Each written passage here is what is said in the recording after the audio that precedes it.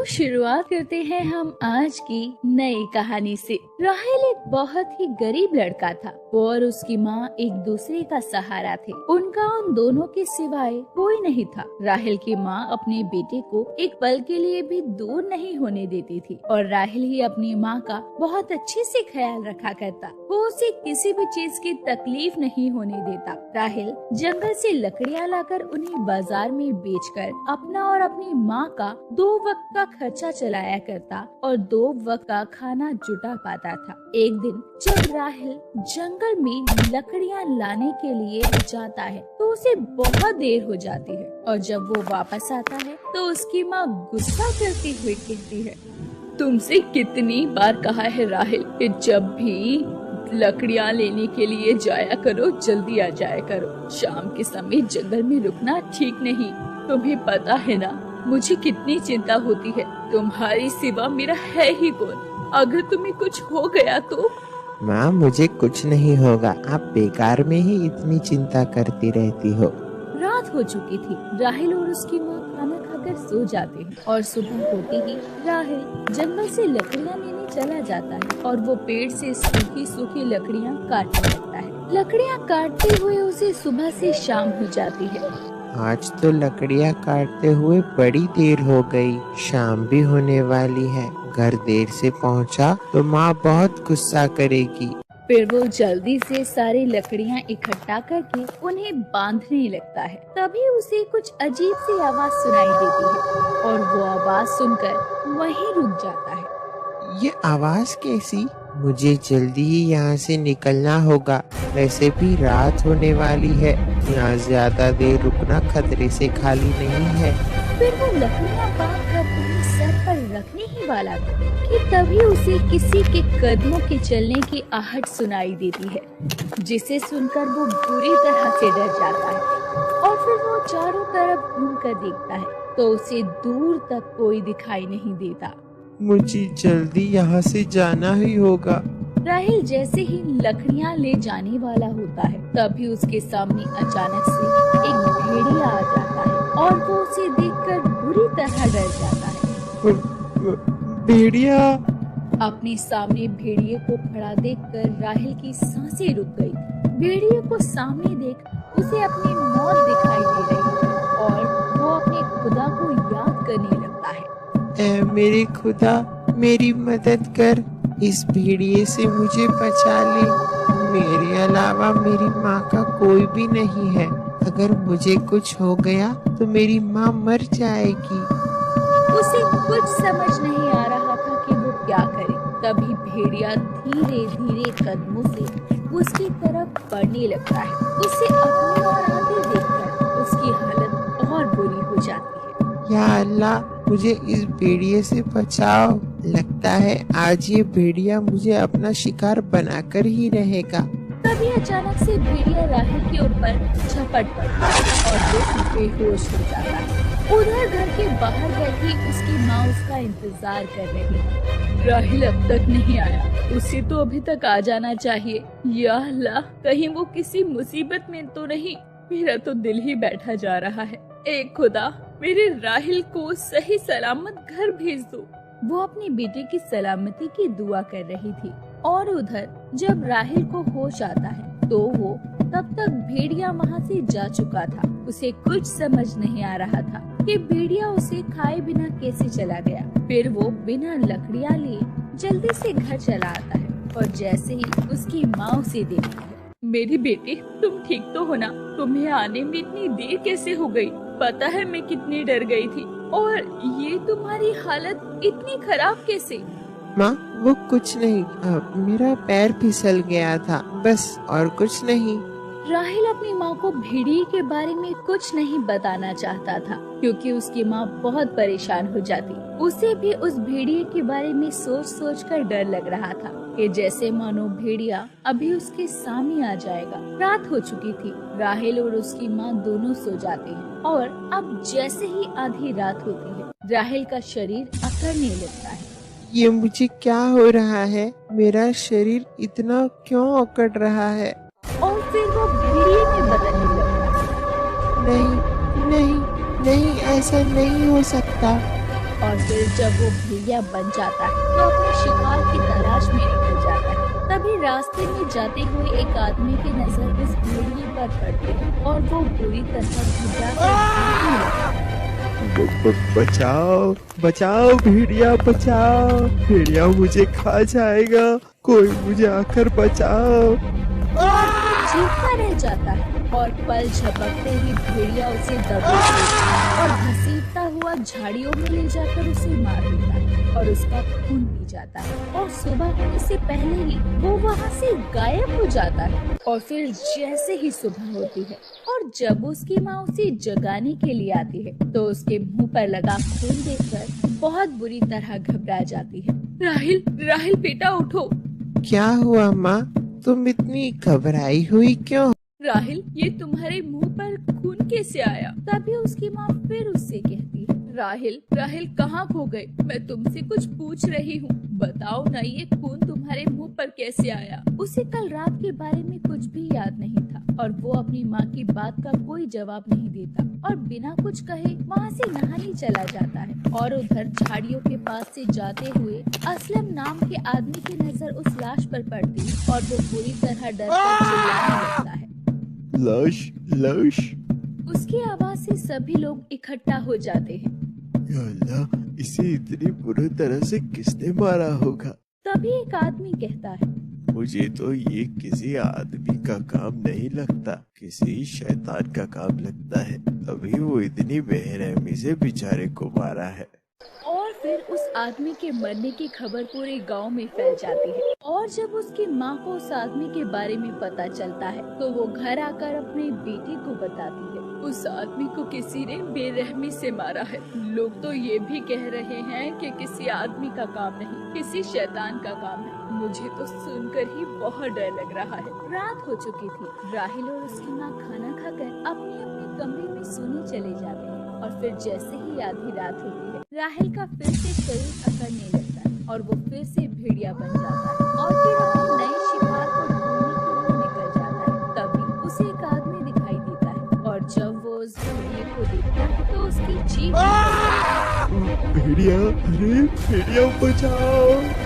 भेड़िया तेजी से उस आदमी की तरफ झपटता हुआ झाड़ियों में ले जाकर उसे मारकर उसका खून पी जाता है और सुबह होने से पहले ही गायब हो जाता है और वापस इंसान के रूप में राहिल बन जाता है। जैसे ही सुबह होती है और जब उसकी माँ उसे उठाने आती है तो उसके मुंह पर फिर से खून लगा देखती है तो घबरा जाती है। राहिल, राहिल बेटा उठो, देखो तुम्हारे मुंह पर फिर से खून लगा है। अपनी माँ की आवाज से राहिल जाग जाता है। राहिल, ये तुम्हारे मुंह पर खून कैसे आया? बताओ ना राहिल, ये खून कहाँ से आया? राहिल को कुछ भी याद था ही नहीं कि ये खून उसके मुंह पर फिर से कैसे आ गया और वो अपनी माँ से बिना कुछ कहे वहाँ से चला जाता है। उसकी माँ को कुछ समझ नहीं आ रहा था कि आखिर उसके बेटे राहिल के मुंह पर रात में खून कैसे आ जाता है, जिससे वो बड़ी परेशान हो जाती है। या अल्लाह, मेरे बेटे को सलामत रखना, उसके सिवा मेरा कोई नहीं है।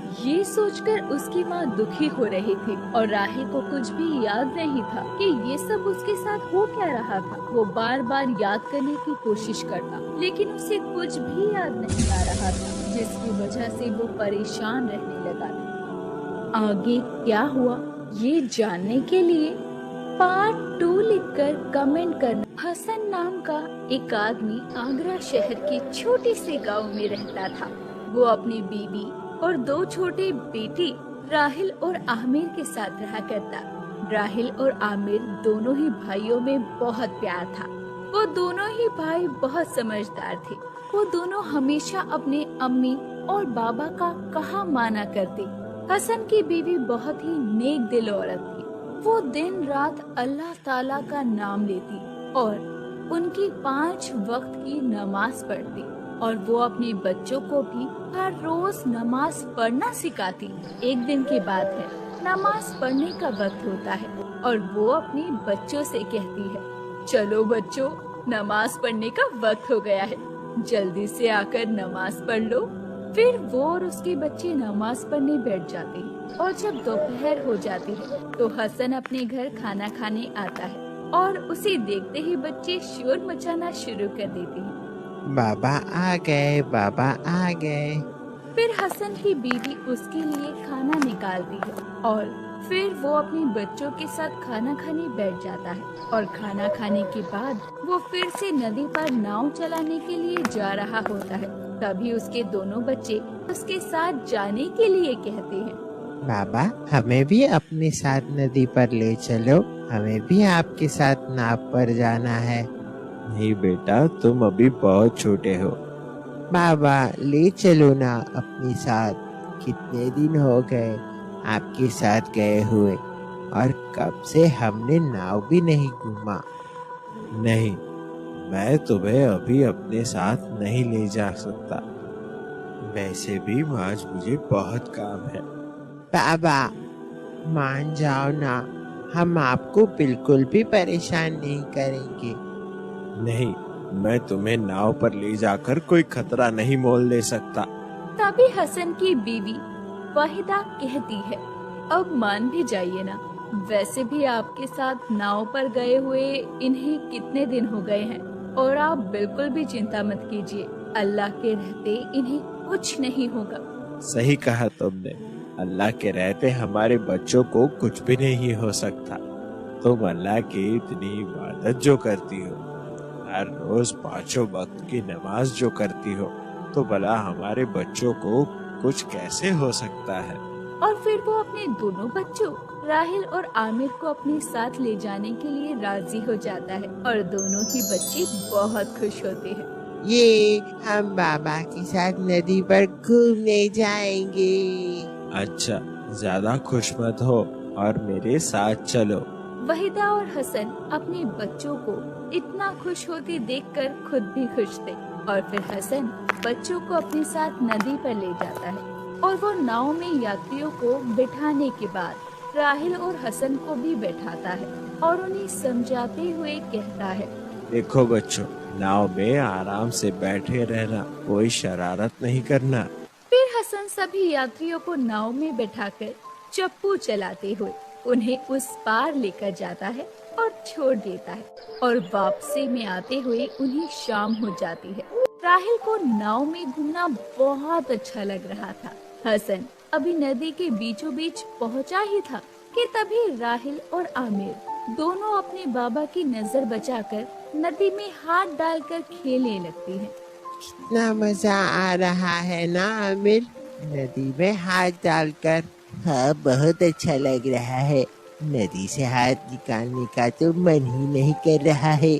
तभी अचानक से एक बड़ी सी मछली आकर उनका हाथ खींच लेती है और वो दोनों अपने आप को संभाल नहीं पाते और सीधा नदी में जाकर गिरते हैं। बाबा, बाबा बचाओ, बाबा बचाओ मुझे। बाबा, बाबा बचाओ मुझे। अपने बच्चों को नदी में गिरता देखकर वो बहुत बुरी तरह घबरा जाता है। मेरे बच्चों, बच्चों तुम्हें कुछ नहीं होने दूंगा। बाबा, बाबा बचाओ, बाबा बचाओ मुझे। एक बड़ी सी मछली को अपने बच्चों को ले जाते वो देख रहा था। उसे कुछ समझ नहीं आ रहा था कि वो अपने बच्चों को उस बड़ी सी मछली से कैसे बचाए। वो बस चिल्ला चिल्ला कर अपने बच्चों से बोल रहा था, मेरे बच्चों, तुम्हारे बाबा आ रहे हैं, वो तुम्हें कुछ भी नहीं होने देंगे। बाबा, बाबा बचाओ, बाबा बचाओ मुझे। बाबा, बाबा बचाओ मुझे। या अल्लाह, मेरे बच्चों की जान बख्श दो। मेरे परिवार ने हमेशा तेरी इबादत की है, तू मेरे बच्चों के साथ ऐसे कैसे होने दे सकता है। मेरे बच्चों को उस मछली से बचा लो। फिर देखते ही देखते वो बड़ी सी मछली हसन के आगे राहिल और आमिर को दूर ले जाती है।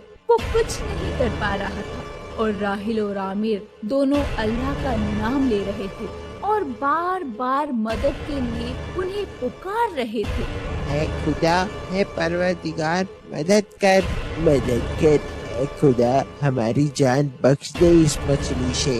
फिर मछली उन दोनों भाइयों को जिंदा निकल जाती है। ये देखकर हसन के होश उड़ जाते हैं। या अल्लाह, मेरे बच्चों की जान बख्श लो। मेरे बच्चों को वो मछली नहीं खा सकती। मछली के पेट में दोनों भाई अल्लाह ताला से उन्हें बचाने की दुआ मांग रहे थे। या खुदा, हमारी मदद कर, इस मछली से हमें बाहर निकाल दे। हमारी माँ दिन रात तेरी इबादत करती है ना, हमारे बिना हमारी माँ मर जाएगी। ऐ मेरे खुदा, हम दोनों भाई की जान बचा ले और इस मछली के पेट से हमें बाहर निकाल दे। हसन को जब बहुत देर तक खड़े रहने के बाद भी जब उसके बच्चों का कुछ पता नहीं चलता, वो थक हार कर घर आ जाता है और उसकी इतनी खराब हालत देखकर उसकी बीवी वहीदा घबरा जाती है। या अल्लाह, ये क्या हालत बना रखी है आपने, और आमिर और राहिल कहाँ हैं? उन्हें कहाँ छोड़ा है? उसे इस तरह रोते देखकर उसकी बीवी का बहुत बुरा हाल हो रहा था। क्या हुआ? आप रो क्यों रहे हैं? बताते क्यों नहीं? आमिर और राहिल हमारे बच्चे कहाँ हैं? तुम्हारी इतनी बुरी हालत कैसे हुई? वहीदा सवाल पर सवाल किए जा रही थी। अल्लाह के लिए मुझे बताओ, हमारे बच्चे कहाँ हैं? कहीं उन्हें कुछ हो तो नहीं गया? हसन रोते हुए वहीदा को सब बताता है। वहीदा, एक बड़ी मछली आकर हमारे राहिल और आमिर को निकल कर दूर ले गई। पता नहीं अब हमारे बच्चे जिंदा है भी या नहीं। नहीं, या अल्लाह, हमारे बच्चों के साथ ऐसा नहीं हो सकता। ये सुनकर तो वहीदा का और भी बुरा हाल हो जाता है और वो बहुत बुरी तरह रोने लगती है। या अल्लाह, तेरी इबादत में हमने कौन सी भूल कर दी जो तूने हमें इतनी बड़ी सजा दी, हमारे बच्चों को हमसे दूर कर दिया। हसन और उसकी बीवी की आंखों में आंसू आ जाते हैं जो कि रुकने का नाम नहीं लेते और वो बार बार सिर्फ अल्लाह से अपने बच्चों की सलामती की दुआ मांग रहे थे। या अल्लाह, अगर तेरी इबादत में हमसे कोई भूल रह गई है तो हम तो उससे माफी मांगते हैं, हमें माफ कर, हमारे बच्चों को सही सलामत उस मछली से बचा। उधर वो बड़ी सी मछली राहिल और आमिर को निगलने के बाद दूर नदी के उस पार ले जाती है और दोनों भाई बार बार अल्लाह ताला से दुआ कर रहे थे, नमाज पढ़ने लगते हैं। तभी अचानक से मछली को और वो दोनों उसके मुंह से बाहर आ जाती है। तभी वो मछली एक सुंदर परी बन जाती है। मेरे बच्चों, तुम ठीक हो? परी, आप तो मछली थी ना, आप परी कैसे बन गई? हाँ, आप तो मछली से परी बन गए। मैं परी ही थी, पर मेरे गुनाह की वजह से मुझे अल्लाह ताला ने सजा दी और मैं परी से मछली बन गई, क्योंकि तुम अल्लाह के नेक बंदे हो और दिन रात उनकी इबादत करते हो। तुम और तुम्हारा परिवार उनके 5 वक्त की नमाज पढ़ते हो, इसीलिए आज तुम्हारी वजह से मुझे अल्लाह ताला ने माफ कर दिया और मैं वापस मछली से परी बन गई। अल्लाह ताला ने कहा था, जिस दिन अल्लाह ताला का कोई नेक बंदा मैं निगल जाऊंगी तो अपने आप ही वो मेरे मुंह से बाहर आ जाएगा। उसी दिन मैं वापस मछली से परी बन पाऊंगी और अल्लाह ताला के वो नेक बंदे कोई और नहीं, तुम दोनों हो। पता है हम कितना डर गए थे, हमें तो लगा था कि हम जिंदा बच ही नहीं पाएंगे। अल्लाह के नेक बंदों के साथ कुछ भी नहीं हो सकता और वो तुम्हारी हर मुसीबत में तुम्हारी हिफाजत करता है। परी, पता है हमें ना पाकर हमारी माँ और पापा कितने परेशान होंगे। वो बहुत परेशान है और मैं अभी तुम्हें तुम्हारे घर पहुंचा देती हूँ। और फिर वो परी अपनी जादू की छड़ी से उन्हें उनके घर पहुंचा देती है और उन्हें देखते हैं उनकी माँ और मेरे बच्चे, तुम ठीक हो ना? तुम्हें कुछ हुआ तो नहीं? राहिल, आमिर, मेरे बच्चे, तुम्हें मछली निकल कर ले गई थी ना, फिर तुम दोनों बाहर कैसे आ गए? माँ, बाबा, हम दोनों बिल्कुल ठीक है और वो मछली नहीं थी, परी थी और उन्होंने हमें हमारे घर पहुंचा दिया।